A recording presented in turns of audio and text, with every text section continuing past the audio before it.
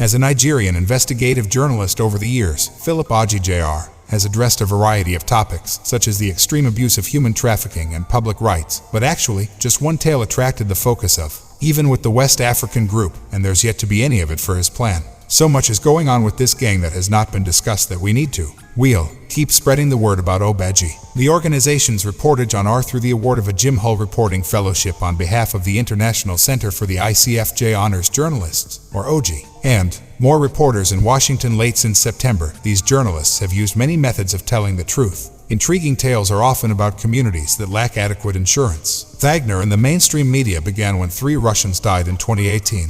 On a lonely road, journalists were slaughtered.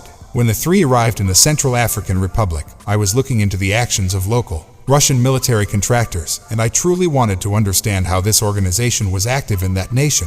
Hence, I decided to take it up each time I ask a question out of curiosity. There's always more to discover, because I get responses that really leaving some holes, but covering such a tale entails dangers. I refer to 3 Russians, investigative journalists headed to the scene. If local journalists had then slain attempt to research or seek information about the Wagner Group, choose if they vanished or were targeted by Wagner, or if government agents are involved with the non-profit group for press freedom. According to Reporters Without Borders, the dangerous Central African Republic, where journalists are often the threats, violence, and threats of pressure from both armed parties, organizations, and authorities that are few days in the nation due to fear. Fear is real, yet some locals are courageous. You know that journalists will attempt to work anonymously with the foreign media to aid in these tales' ascent.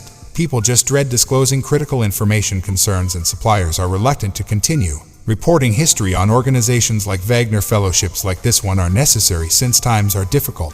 Obaji can aid reporters in their coverage, tough narratives, and expand your audience. Audiences are very closely linked. In today's global world, what African or South American events have significant effects on the decisions we make, the actions, and the things we decide to do. Community wants to proceed. Following his quick visit to OG, Washington goes back to Nigeria to continue working on a long-term project initiative with the Wagner Group as its center. If you love the video, please hit the like button and don't forget to subscribe to the channel.